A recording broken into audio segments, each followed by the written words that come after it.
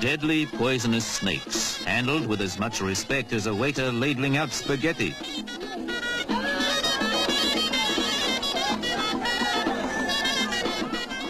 The way of life in the Square of the Dead, Jemaa el-Fna in Marrakesh, Morocco, the city Sir Winston Churchill loved to paint.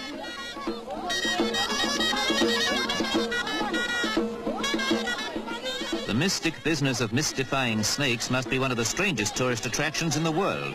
But there's no tongue-in-cheek about this ritual in a land where ritual and ceremony are part of everyone's living. Certainly the royal guard outside the king's palace in the capital city, Rabat. Ceremony, though always decorative, moves with the times, as does King Hassan himself, Morocco's constitutional monarch.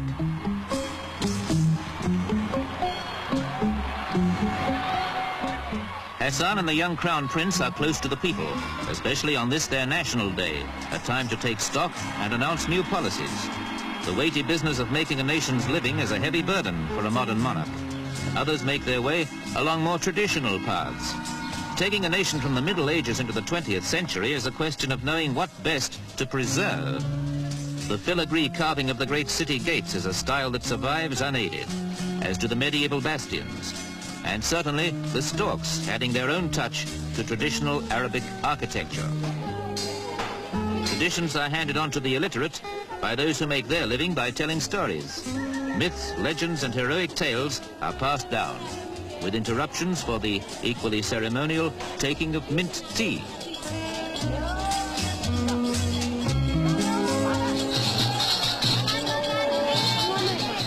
Jemaa el-Fna is a fairgrounds cum music hall where the preservationists are more energetic. These tumblers start at 3 years old.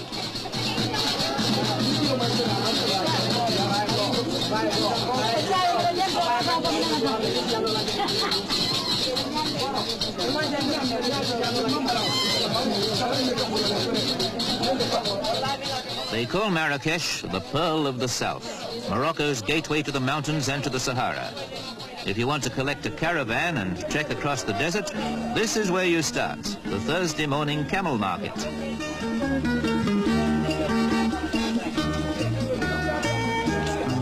Bargaining can be hard.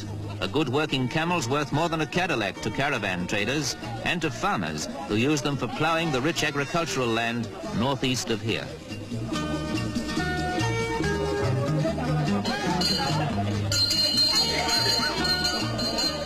Most Muslims don't drink alcohol, but wherever men meet and get thirsty with all that money talk, the water sellers are there too, with their goatskin bags. Hard bargaining for camel connoisseurs is a backcloth for those making another kind of living. And of course it's a must on every tourist's itinerary.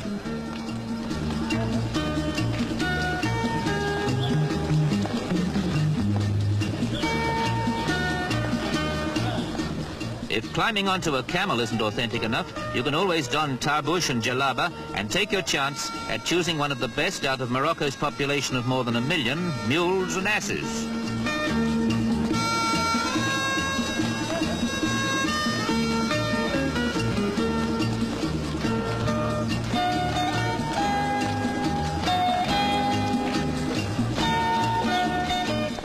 For those who can't afford a camel, a burro is the only means of transport, the all-purpose beast of burden that brings produce from the country to the bazaars of Marrakesh, Fez and the other imperial cities. It may bring hardwood for the butt of a hand-carved antique rifle. Antique even though it's made right here on the spot. The craftsmanship, learned early, is as old as firearms.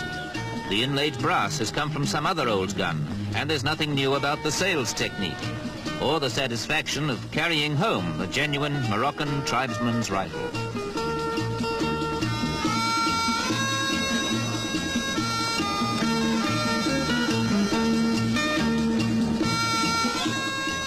Next to agriculture, tourism, epitomized by the color-splashed bazaars, is the major currency-earning industry. But Morocco's most famous export is live horseflesh. Here, in what could almost be an English country setting, they breed that most cultivated and influential of animals, the Arab.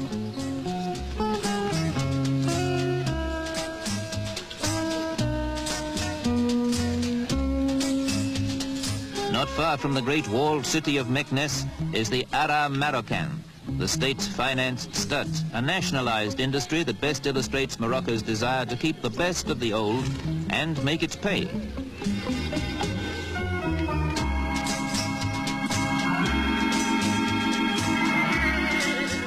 Keeping the past profitably alive is something worth cultivating.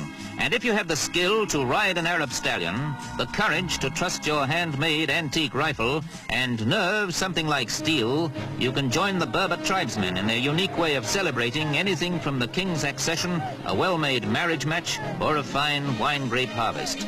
This is no stagey desert song fantasy, but a fantasia, Morocco's version of a medieval jousting tournament.